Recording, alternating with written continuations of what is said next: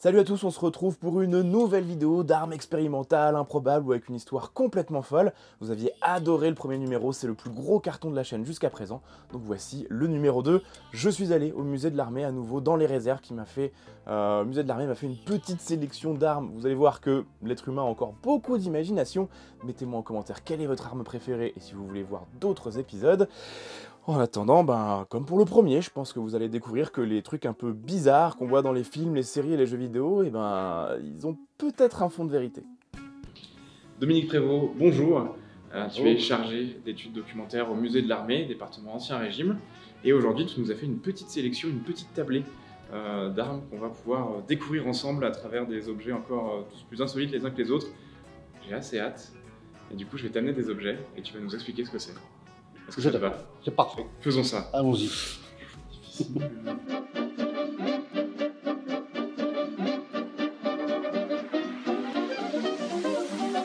Il y a une évidence, je trouve, c'est vraiment cette chose qui était devant moi.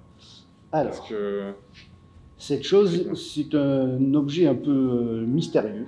D'accord. Des gens, on ne s'entend pas sur le nom.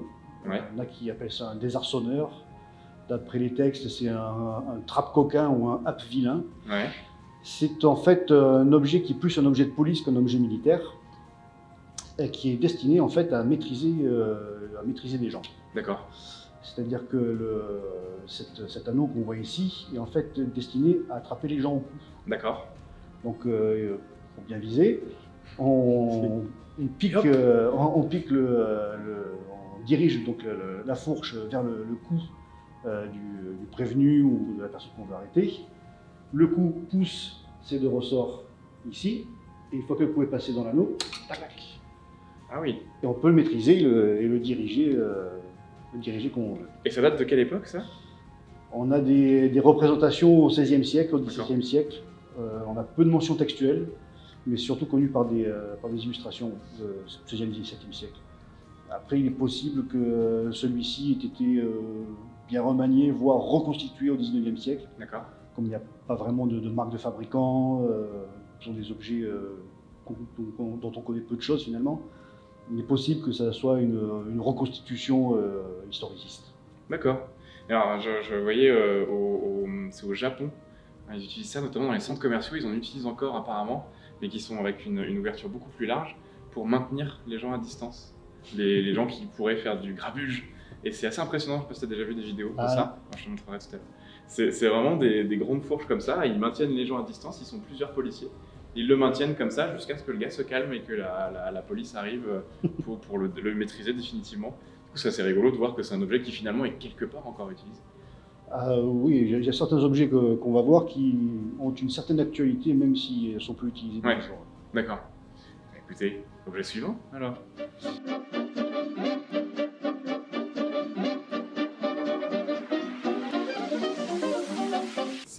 Plus rien de méthode, mais c'est vrai que là c'est un peu surprenant quand même cette... C'est pourtant très très classique les armes à système. Ouais. Dès le début des armes à feu, il y a des armes à système. Parce que les premières armes à feu ne sont pas fiables, donc on préfère se garder une petite arme blanche. Jamais, effectivement. Voilà. À partir du XVIe siècle, quand commencent à apparaître les armes à rouer, ça permet d'avoir des armes à feu de plus petite dimension, plus maniables. Et du coup, il va y avoir une nouvelle mode pour ces armes à système, mais ça va être des armes d'apparat, pour montrer un peu la richesse du possesseur. Et cette mode des armes à système va rebondir encore au XIXe avec l'adoption l'invention des cartouches métalliques et du pistolet moderne. Et celui-ci, en fait, a été fabriqué dans les années 1880 par Le Faucheux, Eugène Le Faucheux. D'accord. Donc, il a monté ce fameux système de pistolet à broche. Et il aurait été fabriqué, d'après la veuve de Le Faucheux, pour un général ottoman. D'accord. Qui était venu faire ses emplettes à Paris. Et tout c'est que du laiton? Non, c'est de l'acier doré. Ah ok, d'accord. Parce que je me disais, oui. C'est un peu dangereux de faire tout ça en laiton. Et donc, là, on voit, il y a la détente. Il y a la détente qui est vraiment sous le... Ça me fait penser, tu sais à quoi ça me fait penser? Ça me fait penser je crois que c'est une épée, ils appellent ça une épée dans Albator. Oui. C'est exactement la même... Le sabre d'Albator, c'est le même équilibre, la même la queue des dents est au même endroit, c'est le sabre d'Albator, mais version historique réaliste, quoi. Eh oui, on en a d'autres qui sont exposés, parce que dans le terme militaire, ça n'a aucun intérêt. Oui. Voilà. Mais par contre, ça sert pas mal à la chasse, au XVIIIe, au XIXe siècle. Oui. Ouais. Et là, on inverse la logique. C'est-à-dire que quand on s'approche d'un sanglier, par exemple, pour servir la bête au moment de la lie, c'est quand même pas impossible qu'il réagisse. Et à ce moment-là, plutôt que d'avoir une arme blanche, il vaut mieux avoir un pistolet comme ça, ouais. Pour être sûr. Comme ça, on est sûr, il n'y a pas de... Le sanglier, il se relèvera plus. Et en tout cas, c'est amusant parce qu'il y a à la fois une grande simplicité, je trouve, mais on sent bien qu'il y a une recherche qui est quand même assez avancée en termes d'ingénierie. Oui. En fait, c'est plus un pistolet comme ça, pour moi. Parce que si on regarde la façon dont c'est fabriqué, on a un pistolet et puis bon, on a mis une petite lame sur le côté. Voilà. Une petite lame sur le côté, une lame à peu près un bras et demi. On a pire. Oui.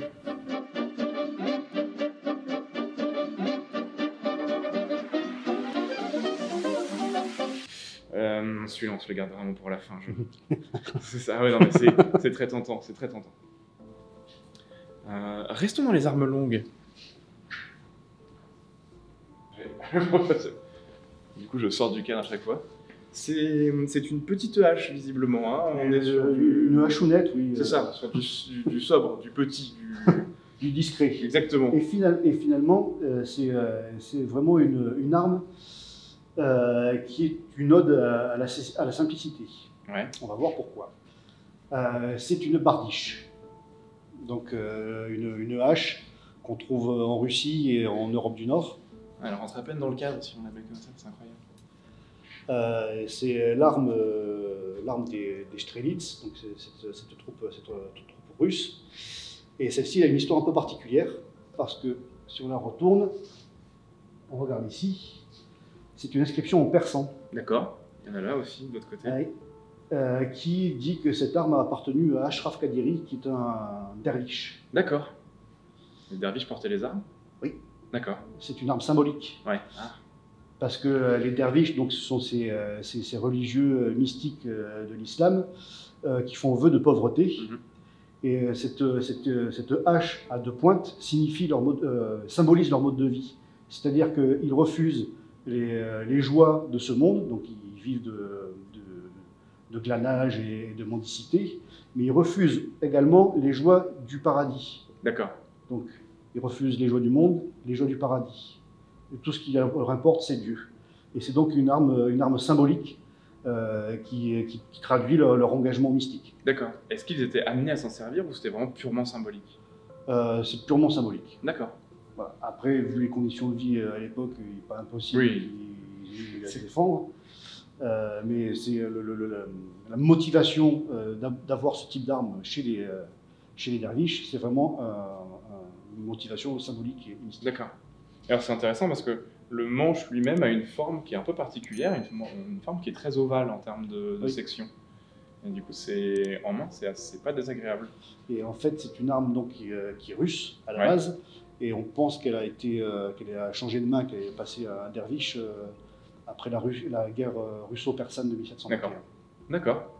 C'est fou comme ça, les armes qui ont une histoire Puis c'est un peu improbable comme histoire. Ah, c'est complètement improbable. Allez, on la repose.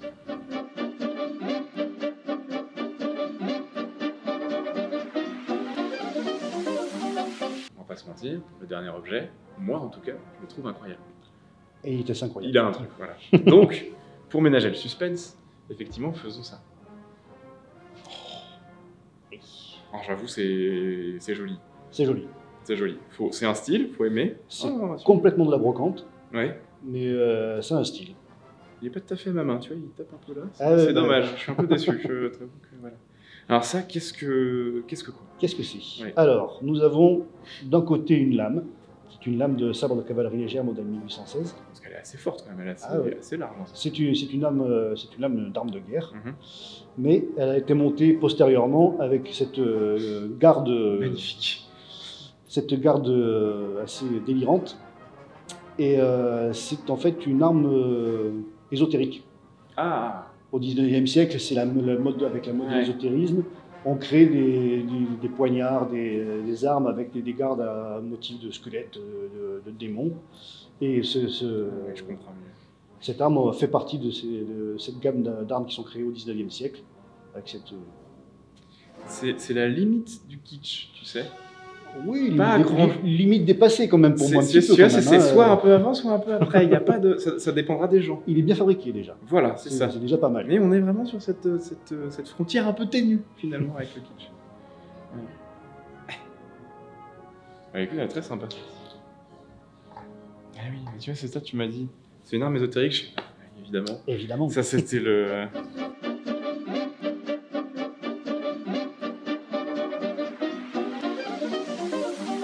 Du coup, Dominique, tu nous as sorti un coffret qui est magnifique. Est-ce que tu peux l'ouvrir et nous dire ce qu'il y a dedans?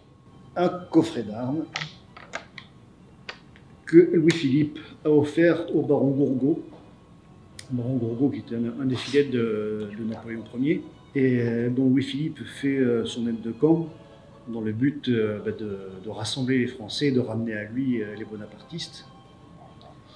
Et donc ce coffret d'armes fait partie des cadeaux protocolaires qu'on avait l'habitude de faire à l'époque. Et celui-ci a une particularité, c'est que c'est une des premières manifestations du goût néo-gothique. Ah, c'est impressionnant. Déjà, c'est impressionnant parce que c'est dans une... Enfin, l'état de conservation est incroyable. Et puis, c'est... On est encore sur cette frontière du kitsch, tu sais. Exactement, exactement. Et donc on a des figures, là ici c'est la dague de chasse, Ouais. donc avec des lions, une hure de sanglier, des arcatures gothiques. Et ça fait un mélange entre le gothique et avec un je ne sais quoi d'art nouveau, qui donne un style assez elfique à l'ensemble. Ouais, exactement, effectivement. On pourrait croire que c'est complètement de la fantaisie. L'ensemble est très très spécial, très chargé aussi, on va pas se mentir. Très chargé. Mais... Et puis même, là, le pistolet, le décor est superbe. La ciselure, la gravure, la Ouais. dorure. Étrangement, les pistolets semblent presque sobres dans ce côté très presque noir qu'ils ont. Oui, effectivement. Et des décors qui sont bien présents mais relativement légers. Alors que c'est vrai que quand on voit l'épée ou quand on voit l'épée ou la dague de chasse ou la dague, c'est impressionnant. Avec Saint-Georges terrassant dragon, une lame damassée, gravée. C'est sobre, hein. Oui, oui, oui. C'est très très sobre. Vraiment, c'est... Ah, puis le nombre de détails, c'est incroyable. Et en plus de ça, l'équilibre est pas mauvais. Ah, mais l'équilibre, Le poids est tout à fait acceptable. Enfin, on pourrait s'en servir. on pourrait s'en servir. Bah, l'ensemble est fait par Lepage. Ouais. C'est quand même Oui, c'est- un arquebusier. Ça n'est pas rien. Ces ensembles, on parlait d'armure à l'époque, Mhm. donc qui comprend l'épée, une paire de pistolets, ce genre de choses, sont des cadeaux très D'accord. courants à partir de l'Empire, sous la Restauration et sous le Second Empire.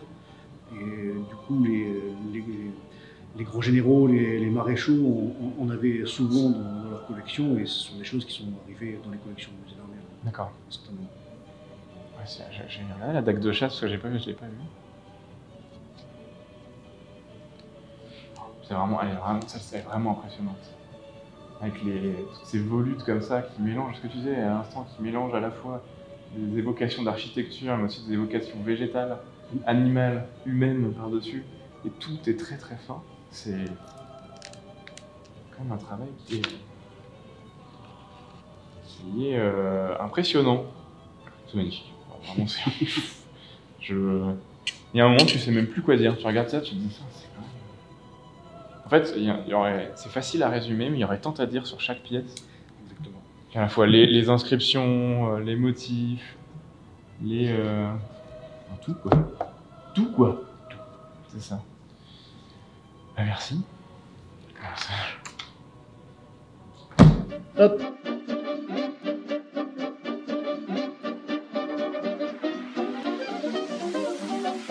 Il est vraiment beaucoup plus léger que ce à quoi je m'attendais.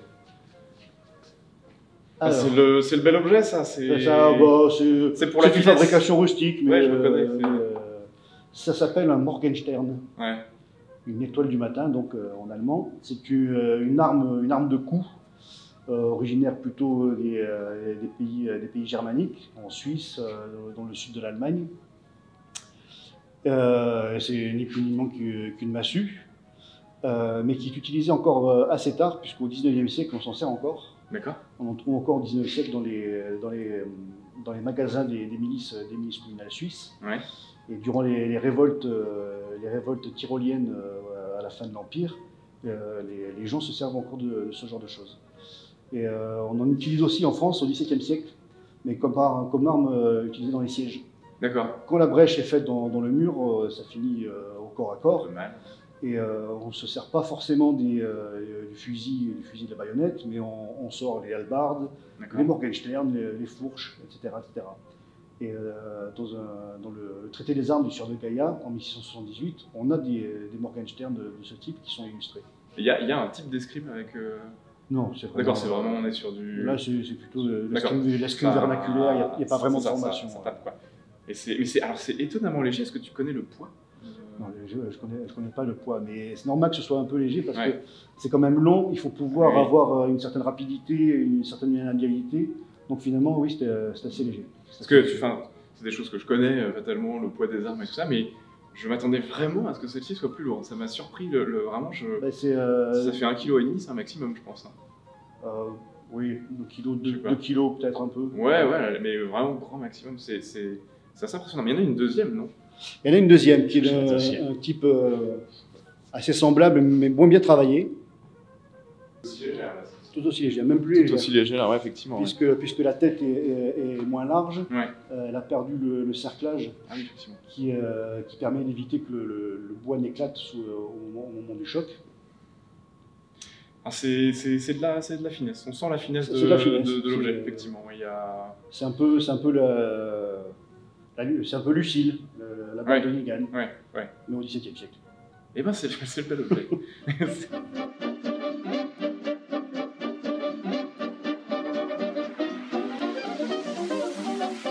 Bon. Allez. On arrive au dernier objet. Allez.